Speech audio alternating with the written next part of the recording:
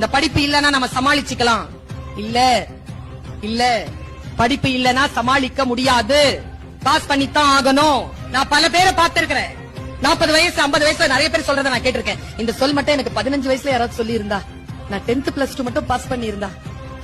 நல்லா தெரிஞ்சுக்கப்பா, வாழ்க்கை எதிர்கொள்வதற்கு எனக்கு டிகிரி அவசியம்.